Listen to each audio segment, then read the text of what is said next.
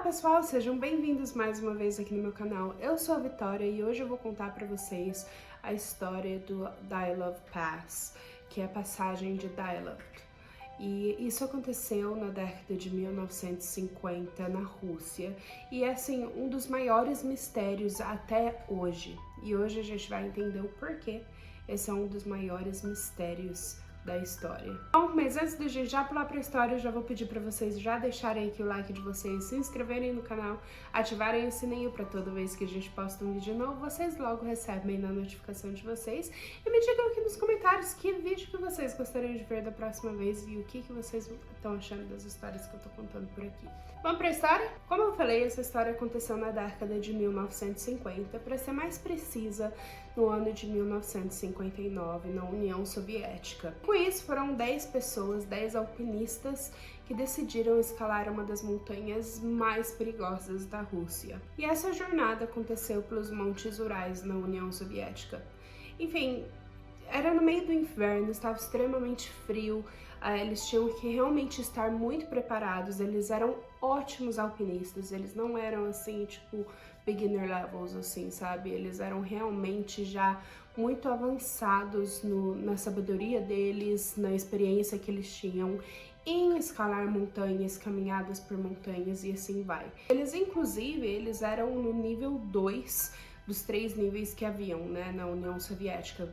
E eles seriam o nível 3, que seria o top, assim, da lista de escaladores, né, de alpinistas do mundo, assim que eles terminassem essa escalada que eles estavam fazendo pelos Montes Urais.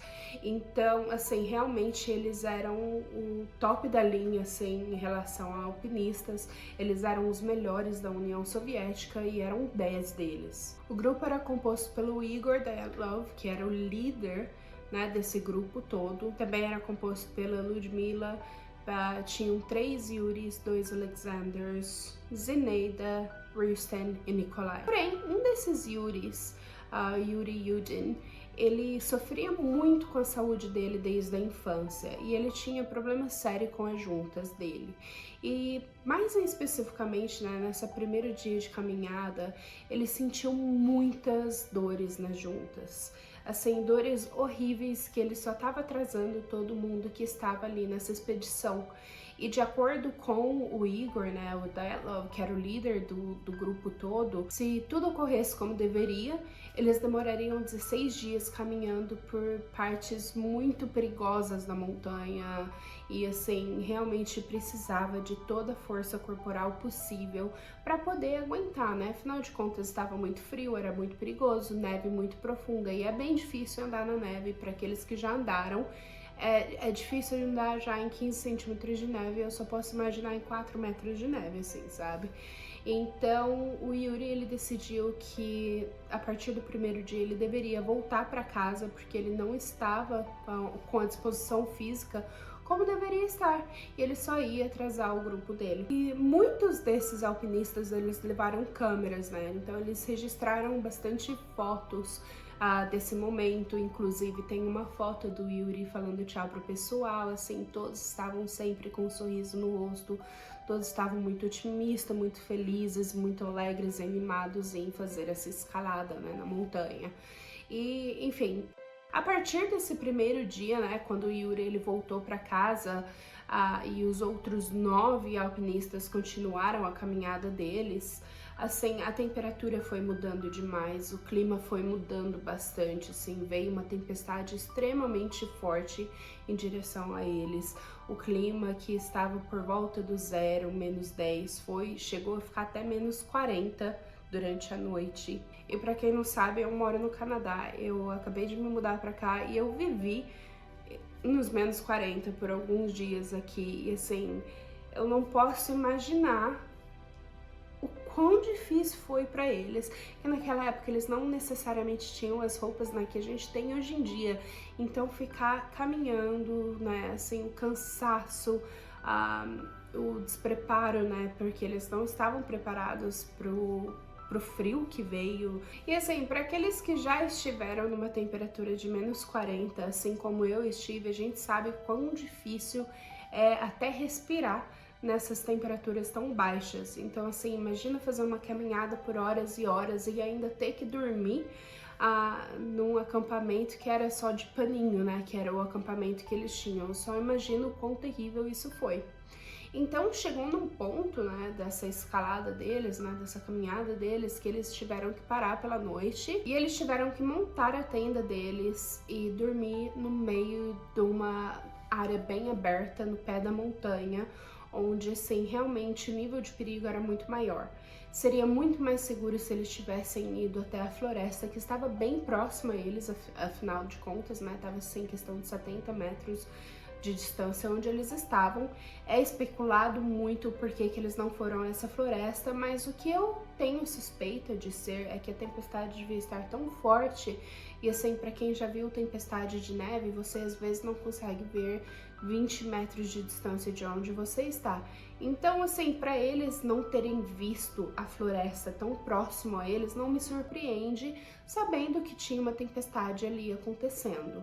Então, no dia 1º de fevereiro, eles montaram a barraca deles ali no meio da área aberta, né, no pé da floresta, e lá eles ficaram. Alguns dias depois, as pessoas que estavam esperando um telegrama do Igor, né, dizendo que eles tinham chegado à base onde eles queriam ter chego, que era por volta de 10 quilômetros onde eles pararam no dia 1º, e assim que eles não receberam esse telegrama do Igor, eles não acharam estranho, porque eles sabiam que tinha acontecido nessa tempestade. Assim, era uma estimativa apenas de que demoraria 16 dias, contando que a temperatura e o clima ajudassem, e como foi o oposto, né, todos já sabiam que tinha acontecido o oposto, o clima não estava ajudando, as temperaturas estavam muito amenas, então eles sabiam que poderia demorar ali alguns dias a mais, e também eles sabiam da capacidade daqueles que estavam, né, fazendo essa caminhada. Todos eram muito experientes, muito sábios. Então, assim, eles não ficaram extremamente preocupados de primeira, quando eles não ouviram nada sobre esses alpinistas, mas eles ficaram de olho esperando ouvir notícias sobre eles. Depois de algumas semanas sem escutarem nada sobre esses alpinistas, foram mandados grupos de buscas atrás deles. E no dia 26 de fevereiro de 1959, eles acabaram encontrando ali alguns corpos. O corpo dos 2 Yuris que tinham ficado, né, durante a expedição ali, eles foram encontrados juntos, e tudo indicava de que eles tentaram, né, acender uma lareira, um fogareiro ali para se esquentarem. Porém, eles estavam apenas de cueca e, assim, era um frio tão absurdo que provavelmente o que causou eles a ficarem pelados, né, tirarem a roupa, é que existe um fenômeno que acontece com a hipotermia, de que você, na verdade, acha que você está muito quente. A gente vê isso bastante, caso vocês tenham assistido o filme Everest, onde um dos personagens, né, do filme acaba tirando toda a roupa dele porque ele acha que ele está muito quente, mas na realidade esse é o corpo dele sentindo um frio tão extremo que ele acha que ele está pegando fogo, assim, que ele está tão quente que ele precisa tirar toda a roupa dele. E provavelmente foi isso que aconteceu com os 2 Yuris. Eles estavam nus, apenas de cueca, e eles foram encontrados dessa forma, os 2 juntos. Tem fotos na internet, eu não vou colocar aqui, né, porque, enfim, não convém, mas há fotos na internet onde você consegue ver o corpo deles na neve. E o corpo do Igor, Zenaida, Riston e Alexander foram encontrados mais próximos do acampamento que eles tinham montado. E um fato importante de se saber é de que o acampamento tinha sido cortado de dentro para fora. Então, assim, não foi um urso que cortou o acampamento e acabou matando essas pessoas. Assim, não foram coisas naturais que fizeram com que eles saíssem, né, de dentro desse acampamento. Dadas as investigações, parece que eles saíram, assim, de livre e espontânea vontade.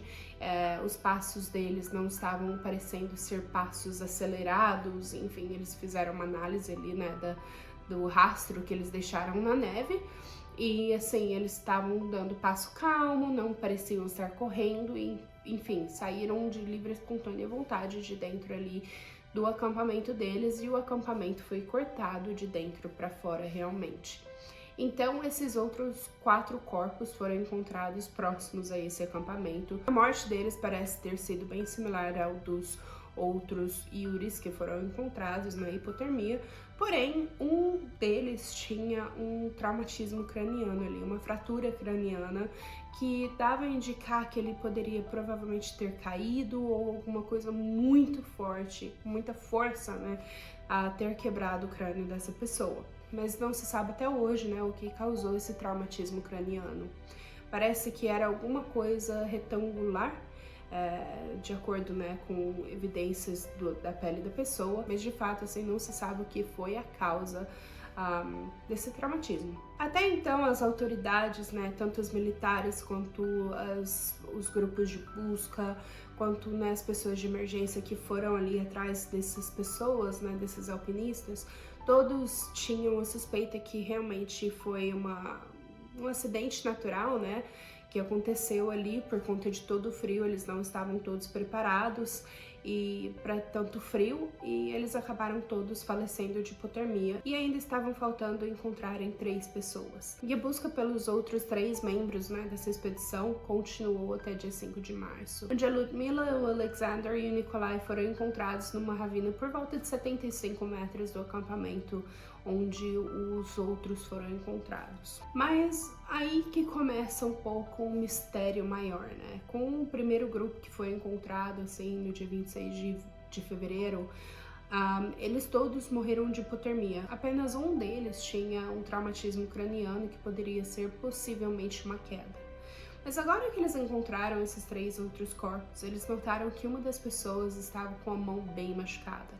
E eles viram também que uma árvore próxima onde essa pessoa estava também bem danificada, né? Assim, tinham bastante marcas de unha nessa árvore, galhos foram quebrados, como se alguém estivesse tentando escalar essa árvore para tentar se proteger de alguma coisa. Há evidências, né, de que possivelmente essa pessoa estava extremamente agitada e por isso que tinham tantas marcas na árvore, tanto ferimento na mão. Um dos outros membros também foi encontrado com vários traumatismos pelo corpo, assim, tinha questão, né, de lábios que haviam sumido, olhos que não estavam mais lá no corpo, enfim, e realmente uma cena muito assustadora, assim, né, pelo que eles esperavam. E um dos outros corpos havia um traumatismo muito grande no peito, assim, no tórax da pessoa, onde as costelas estavam todas quebradas também.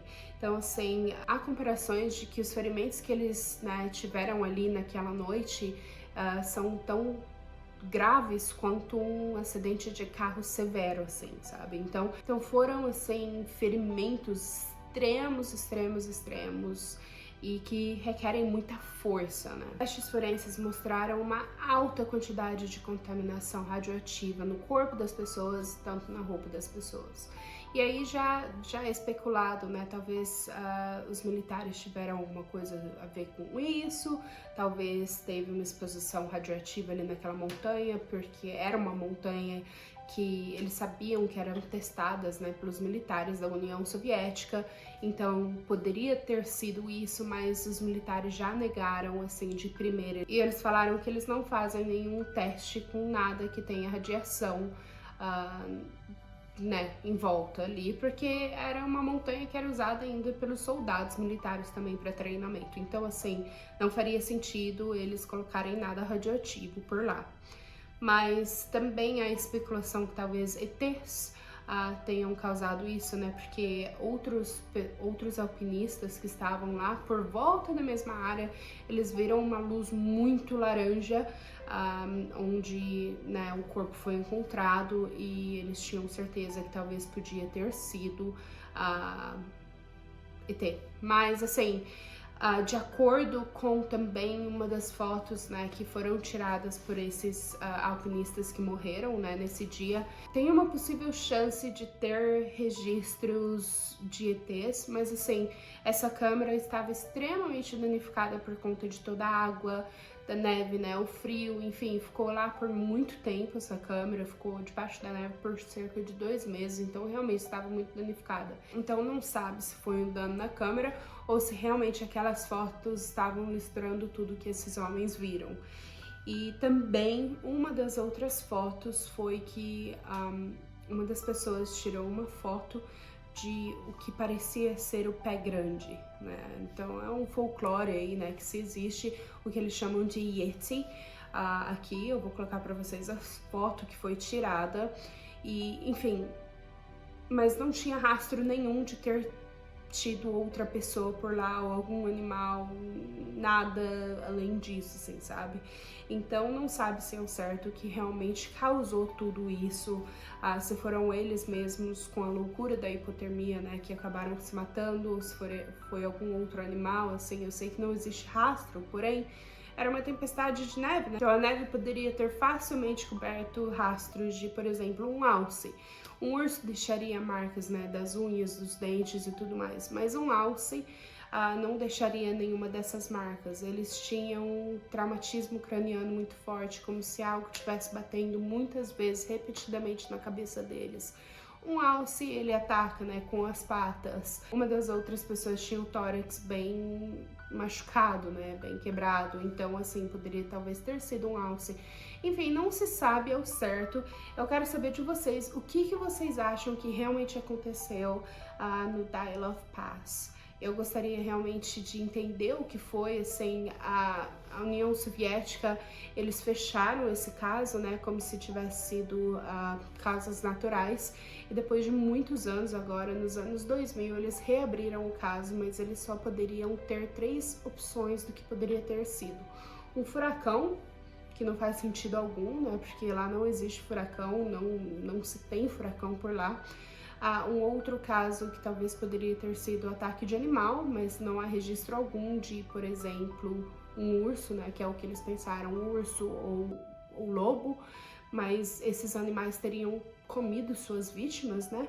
E um outro seria uma avalanche, que é a mais plausível de todas, na verdade, né?